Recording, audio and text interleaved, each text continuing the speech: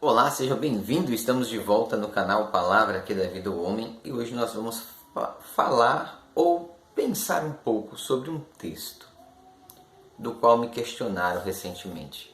O texto está em Mateus e fala da passagem bíblica do Getsemane, onde Jesus está orando e ele vai dizer: se possível, passa de mim este cálice. O que Jesus teria tentado dizer de fato ao pedir ao Pai que passasse dele este cálice? Há muitos questionamentos em volta dessa passagem, mas nós queremos levantar apenas duas hipóteses que merecem mais atenção. A primeira delas diz que Jesus queria desistir da cruz do Calvário, queria renunciar àquele sofrimento, àquela dor. Contudo, entretanto, não faz muito sentido esta primeira opção, tendo em vista que o Cordeiro de Deus havia sido entregue por nós desde antes da fundação do mundo. Então este papel para Cristo estava mais do que esclarecido e mais do que resolvido.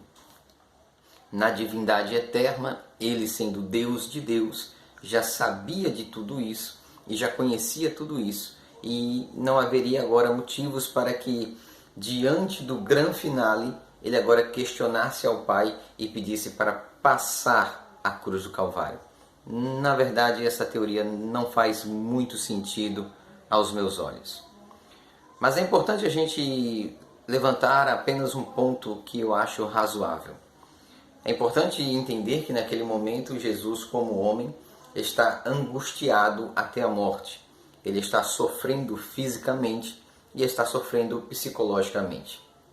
O sofrimento de Jesus é tão forte e tão intenso que ele chega a suar sangue, o que é uma coisa raríssima de acontecer com pessoas que estão submetidas ao esgotamento físico sem precedentes, acompanhado de um trauma ou de uma pressão psicológica exacerbadamente poderosa, esmagadora. E Jesus no Getsemane estava se preparando para levar sobre si os pecados de toda a humanidade.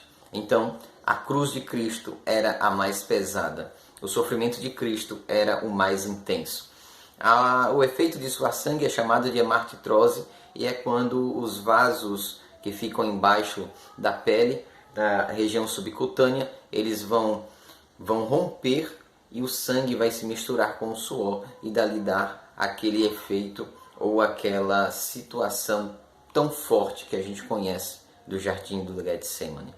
Então, é fato que Jesus estava angustiado, estava sofrendo, estava triste, estava abatido, estava dilacerado já psicologicamente e estava se preparando para ser dilacerado fisicamente. Então, sim, ele estava sofrendo, estava triste, angustiado, abatido, e isto é normal para a condição na qual ele se encontrava, tendo em vista que o passo adiante era carregar o peso de todos os pecados do mundo. Mas repito, em momento algum ele quis pular a cruz, ele quis abandonar a cruz. Não creio nisso. Um outro ponto interessante que me faz mais sentido é nós entendermos que quando nós falamos de cálice na Bíblia Sagrada, o termo é muito mais amplo do que o cálice físico, a taça ou o copo de vinho, prata, de ouro ou de cerâmica, ou do simples recipiente que comporta água, vinho ou qualquer outro tipo de bebida. O cálice na Bíblia Sagrada também tem simbologias, tem alegorias, e nós vemos que o cálice também é falado como o cálice da ira de Deus. O cálice ao qual Jesus estava para beber era o cálice da ira de Deus, que, segundo a justiça de Deus, exigia que o pecado fosse, de uma vez por todas, extirpado, retirado de sobre o homem. E para isso Cristo teria que beber o cálice. E este cálice, ele trazia a mão de Deus sobre ele. Aquele cálice que ele haveria de tomar era um cálice amargo, era um cálice intragável, era um cálice que trazia a mão de Deus sobre ele. De maneira que, além disto, Cristo também, com certeza, sofreu ali por antecipação ao saber que na cruz do Calvário, ao assumir os pecados de toda a humanidade, ele agora teria que passar por aquilo sozinho. Ele não poderia estar em contato direto com Deus, porque naquele momento ele não se faz pecador, mas ele se faz pecado por todos nós. Todo o peso da humanidade está sobre ele. E naquele momento ele clama, Eli, Eli, lama sabachthani, Deus meu, por que me desamparaste? Porque Cristo naquele momento, ele está carregando e suportando todo o fardo do homem sobre si. E naquele momento, naquele instante, naquela fração, naquele milésimo, naquele período ou espaço de tempo, ele está só. Ele está suportando tudo sozinho. O período é imensamente pequeno em escala de tempo, porque a partir do momento que Jesus diz que tudo está consumado, ele expira e morre, e naquele momento em que tudo se consuma, ele absolve toda esta demanda sobre ele, os céus e a terra dão testemunho e sinal. O sol nega sua luz, a terra estremece, o templo é sacudido e o véu se rasga de alto a baixo. Naquele momento Cristo está dizendo, fui eu que trouxe Deus ao homem, e não foi o homem que chegou a Deus. Fui eu que, através do meu sacrifício, através do cálice tomado, entregue a mim, venci e estou levando o homem de volta à presença de Deus. A salvação não veio daqui para lá, veio de lá para cá. Não veio de baixo para cima, veio de cima para baixo.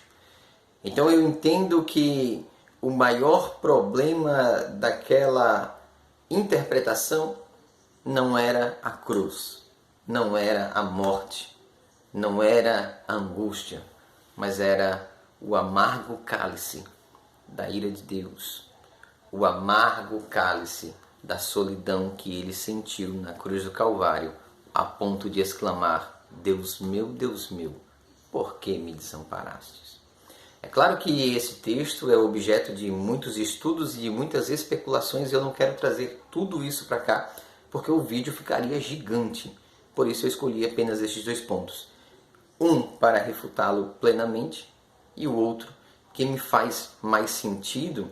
E é claro que, como vocês sabem, a quem me conhece, há coisas que eu não tenho a resposta exata como 2 em 2 são 4.